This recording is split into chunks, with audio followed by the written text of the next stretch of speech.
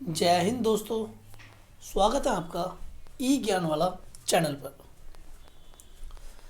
दोस्तों, आज का हमारा टॉपिक है सर्वनाम, प्रोनाउन और इसके प्रकार। दोस्तों, ये जो वीडियो है यह हमारा हिंदी व्याकरण का चैप्टर नंबर 2 पर आधारित है, जो कि सभी प्रतियोगी परीक्षाओं के लिए बहुत ही ज़्यादा रेलिवेंट है, बहुत ही ज़्यादा हेल्पफुल है, जिसमें कि हिंदी से क्वेश्चन पूछे जाते हैं। तो देर न करते हुए बढ़ते हैं हम अपनी वीडियो की ओर, टॉपिक की ओर।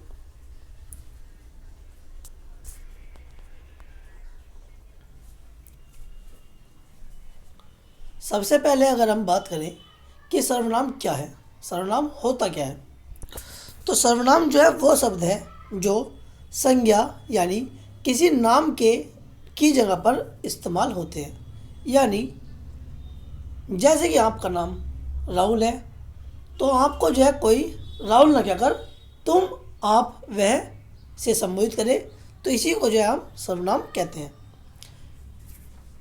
इसके जो एग्जाम्पल है, जैसे मैं, तुम, यह, वह, जो, सो। इसका इस्तेमाल जो है दोस्तों हम बार बार एक ही नाम लेने से बचने के लिए करते हैं। तो सर्वनाम का जो इस्तेमाल है वो किस लिए करते हैं कि एक नाम का जो है बार बार रिपीटिशन ना हो, इससे बचने के लिए। अब अगर बात करें हम दोस्तों, तो आगे आता है सर्वनाम के भेद। सर्वनाम के जो हैं दोस्तों 6 भेद हैं, ये मैं आपको बता दूं। और ये कौन कौन से हैं? एक पुरुषवाचक, दूसरा निजवाचक, तीसरा निश्चयवाचक, चौथा अनिश्चयवाचक, पांचवा संबंधवाचक और छठा प्रश्नवाचक। तो ये 6 जो है आपके सर्वनाम के भेद हैं। अब अगर हम इन भेद की अगर बात करें पहले की पॉइंट पर, तो अगर पुरुषवाचक कहीं के बारे में पूछा जाए, तो मैं, तुम, वह, वे जहाँ पर इस्तेमाल हो वहाँ पर जब पुरुषवाचक सर्वनाम होगा। और दूसरा आता है निजवाचक। निजवाचक में जो है जब स्वयं यानी अपने आप की बात हो, तो वहाँ पर निजवाचक, यानी जैसे कि मेरी पुस्तक या मैं अपना काम स्वयं करूँगा, तो यहाँ पर क्या हो गया, स्वयं आ गया ना, तो ये हो गया निजवाचक। फिर आता है निश्चयवाचक। और निश्चयवाचक जो है दोस्तों उसमें यह, वह, उसे, जब किसी को जो है मतलब पॉइंट करके बताया जाता है, जैसे कि यह कपड़ा है, वह आलू है, उसे बुलाओ, तो ये क्या हो गया, निश्चयवाचक, जब किसी पार्टिकुलर चीज़ पर जो है पॉइंट किया जाए।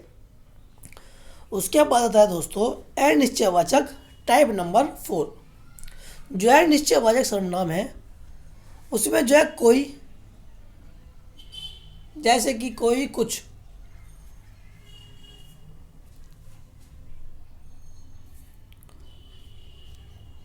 कोई कुछ, जैसे कि कुछ कंचे, कोई बोल रहा है, तो यहाँ पर जो है पता नहीं चल रहा कि कितने तो कंचे हैं और कौन बोल रहा है। तो 2 एग्जाम्पल हैं आपके। कोई बोल रहा है, पता नहीं चल रहा ना बिल्कुल भी कौन है कौन नहीं। तो फिर आता है कुछ कंचे। तो कुछ कंचे मतलब कितने भी हो सकते हैं, 1 हो सकता है, 2 भी हो सकता है, 10 भी हो सकता है। फिर उसके बाद आता है दोस्तों टाइप नंबर 5 संबंधवाचक। संबंधवाचक में दोस्तों आपको याद रखना है जो, सो, जैसे कि जो जैसा करेगा वो वैसा करेगा, जिसने जैसा किया वो वैसा पाएगा, मतलब जो है संबंध जहाँ पर दर्शाया जाए ना, तो वहाँ पर जो है संबंधवाचक सर्वनाम होगा। फिर आता है दोस्तों आपका नंबर 6 टाइप पर्सनवाचक सर्वनाम। जो पर्सनवाचक आपका सर्वनाम है, या नाम से ही पता चल रहा है इसका, जहाँ पर जो है किसी भी सेंटेंस में प्रश्न किया जाए या सवाल पूछा जाए, जैसे कि कौन पढ़ रहा है, क्या कर रहे हो, कैसे हो, किस तरह बात कर रहे हो, किस तरह चल रहे हो, कौन आ रहा है, तो ये सभी जो है प्रश्नवाचक में आपको याद रखना है। तो ये तो थे दोस्तों इनके की पॉइंट।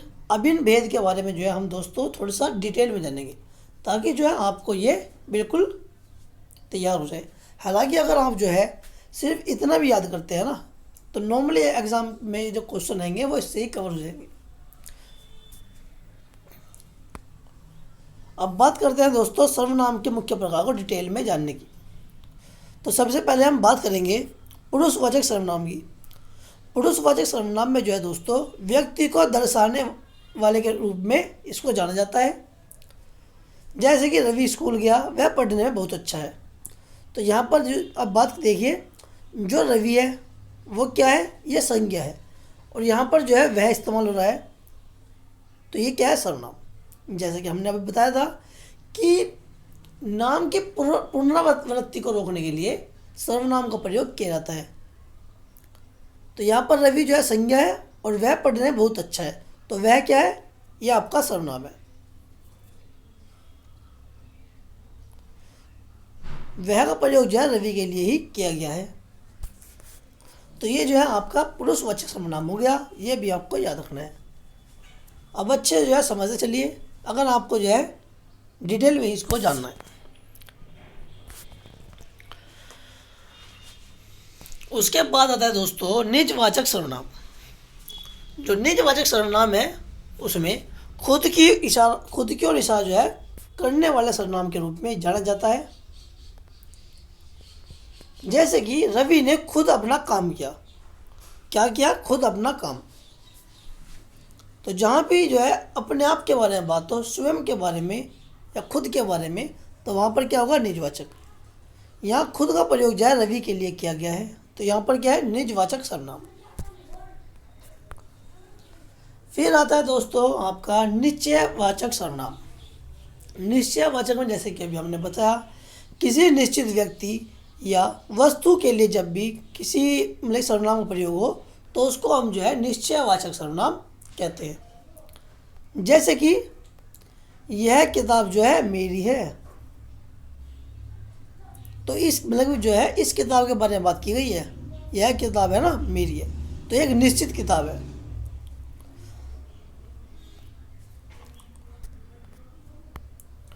नेक्स्ट दोस्तों अनिश्चयवाचक सर्वनाम। किसी अनिश्चित व्यक्ति या वस्तु के लिए जिस सर्वनाम का प्रयोग किया जाता है उसको हम अनिश्चयवाचक सर्वनाम कहते हैं। उदाहरण के लिए, कोई दरवाजे पर है, कोई दरवाजे पर है। तो यहाँ पर आप देखिए पता नहीं चल रहा कि कौन दरवाजे पर है। भाई लेडीज़ भी हो सकती है, जेंट्स भी हो सकता है, छोटा बच्चा भी हो सकता है। तो कोई दरवाजे पर है, इससे जो है हमें पता नहीं चल रहा, तो ये क्या है, अनिश्चय सर्वनाम। नेक्स्ट है दोस्तों प्रश्नवाचक सर्वनाम। इसमें जो है सवाल पूछे जाते हैं प्रश्नवाचक में। जैसे कि कौन आ रहा है, यहाँ पर जो है कौन से सवाल पूछा गया है कि कौन आ रहा है। क्या, कौन, कैसे, कहाँ, किस तरह, ये सभी जो है प्रश्नवाचक सर्वनाम होते हैं।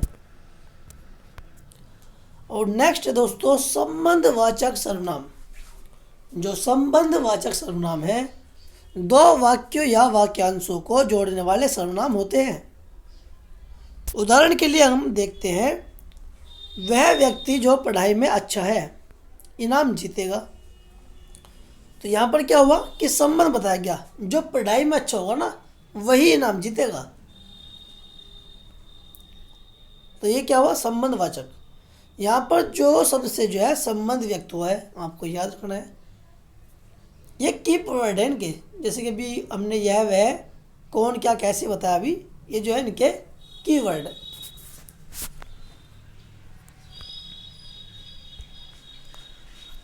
तो ये क्या था, हमारा संबंधवाचक सर्वनाम, जो कि हमारा छठा इसका टाइप था। इसी के साथ जो है दोस्तों ये हमारा जो टॉपिक है ये समाप्त होता है। अगर इस टॉपिक में जो है कोई भी सवाल मतलब इसमें से आए तो मैं उम्मीद यही है मेरी कि आपसे जो है सवाल नहीं छूटेगा। पूरी उम्मीद है कि सवाल आप कर दोगे। तो अगर आपको भी ऐसा लगता है, आप भी जो है ऐसा सोचते हैं कि ये वीडियो जो है आपके लिए रेलिवेंट है, तो प्लीज़ वीडियो को लाइक कर दीजिए, अपने ग्रुप स्टडीज़ जो ग्रुप है उनको उनमें शेयर कर दीजिए, चैनल को सब्सक्राइब कर दीजिए, ताकि हम जो है जो हमने ठाना है हिंदी व्याकरण कंप्लीट क्लास के लिए, जिसमें केवल की पॉइंट्स को लेकर ही हम आपके लिए सामने आएंगे, वो कंप्लीट करा सकें, ताकि हमें मोटिवेशन मिले उसके लिए। तो आज के लिए इतना ही। जय हिंद, जय भारत। अच्छे रहिए, खुश रहिए।